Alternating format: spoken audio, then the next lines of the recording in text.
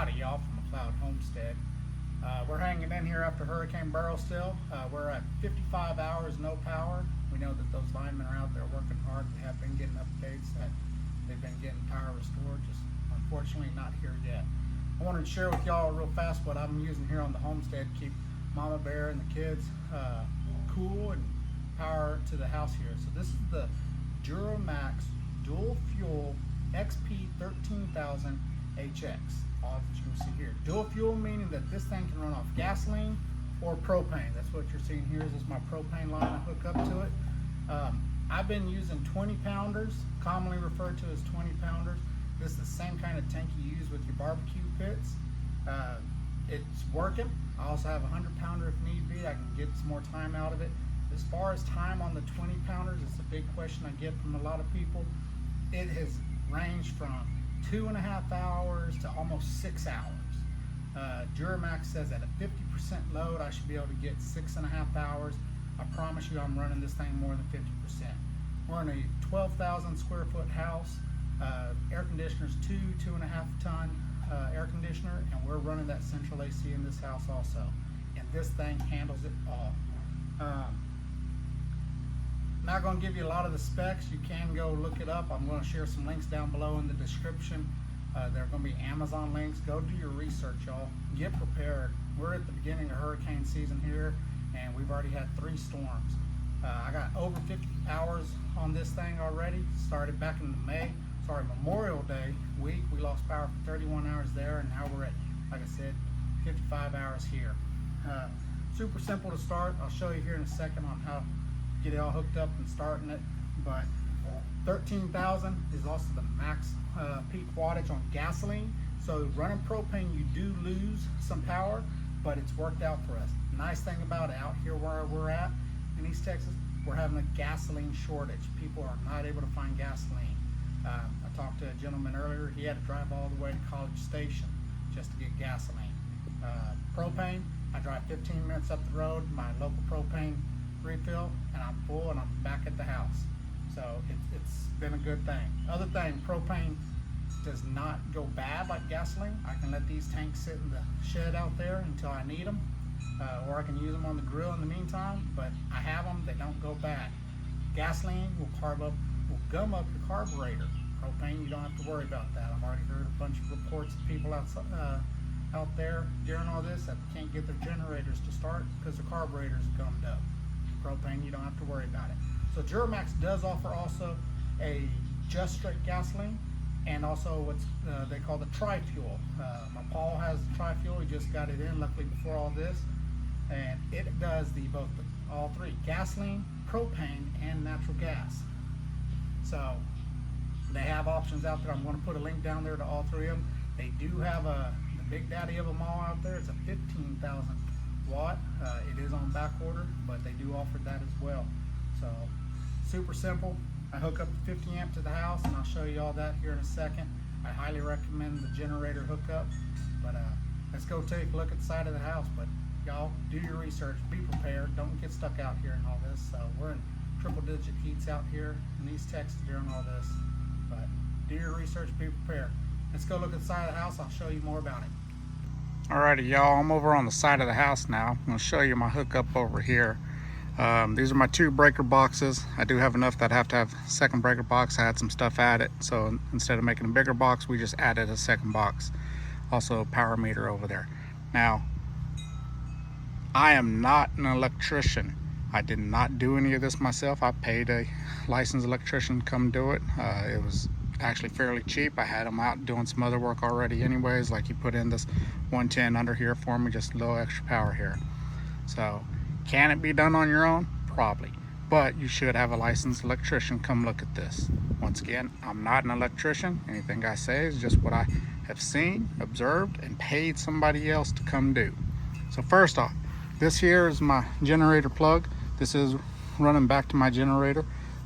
Go ahead and do your generator plug, y'all. Yes, you can just backfeed into a 50 amp plug or your RV plug, but you're taking the chance of killing somebody. Go ahead and get you a dedicated generator plug so you can run that 50 amp. You don't have to worry about electrocuting yourself or somebody else. If you're curious what I'm talking about killing somebody, That generator plug comes over here to this here interlock switch. So this is just a metal plate, super simple. When I'm ready to turn my generator on, I flip my main off, I raise that plate up, and I turn my generator port on. So what that does is turning that main off, it forces you to turn the main off. If you don't know, if you're running your generator and that main is on, you are pushing power back up that line.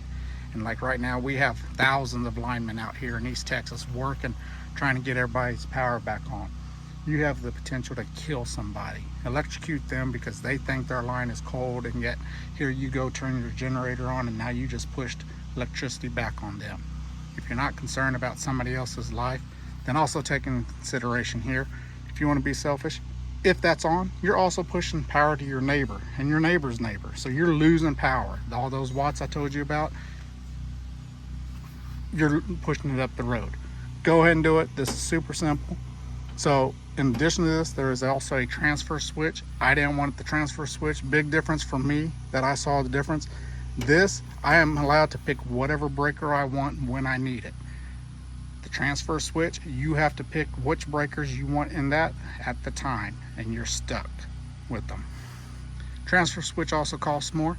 This here, I ordered it off Amazon. I will include a link to this one. Do your research, y'all. This one is for my breaker box. I have Cutler and Hammer breakers, so it is specific to your panel. Make sure you get the right one. But super simple, 3 holes into it and it slides. That's it. You're in compliance. You're not going to kill somebody with it. So like I said, I can pick them. I know what all these numbers are. I have notes of it. I keep notes because it all fades out, and everybody's wrote on them before. Out in my shed, I do have a freezer out there, so I'm pushing power there. This is my aux box next to it. I don't want to run my dryer, so it's off. I'm pretty sure, if I remember right, these two are my water heater. I'm not running it, so I can choose to, though. I can turn them on or off if I need it. So that is it. It's super simple, y'all.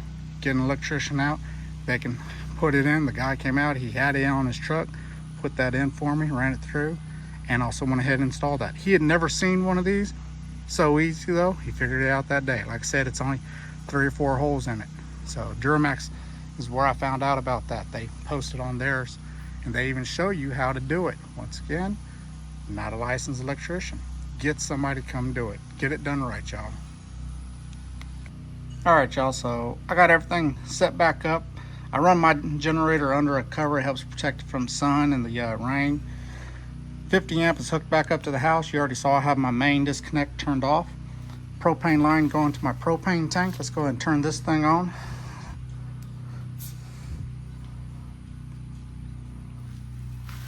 Our fuel type is already selected. We're going to turn this battery on. Now once I turn this on, you won't be able to hear me, so go ahead and tell you what's going to happen here. I'm going to press and hold this here start button. It's going to flash green. It's going to try to crank. New tank put on, so it might take a second crank. That's okay, just wait. And then it'll fire up on me here. Once it idles for a few seconds, I'll go ahead and flip my breaker on, which turns on my plug to the house. House will have power. I'll go ahead and toggle through my screen here once it's up. I like to leave it on the run hours just so I can see how many hours I got. So let's get this thing fired up.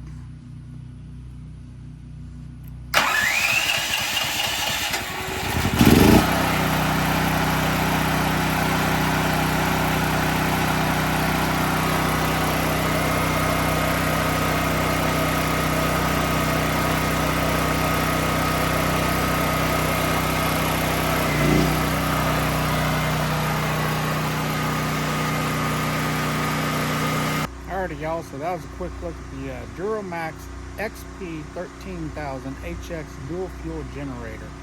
Like I said, we've loved it here. I highly recommend DuroMax generators. I've been happy with it. This is not a paid video. I've never talked to them even other than using their website, just researching stuff. So nothing from them. I am going to have some links down below to Amazon. These are going to be click-through links, so it doesn't cost you anything extra, but it does help the homestead if you want to use those. So, but that's it. If y'all got any questions, want to see something, anything like that, leave me a comment down below. So if you just want to let me know what you got going on, same thing. Leave me a comment. If you like what you see, hit that like and subscribe. really like it, share it out, let other people see it, and so they can get in on this also. But y'all try. Stay cool, stay safe.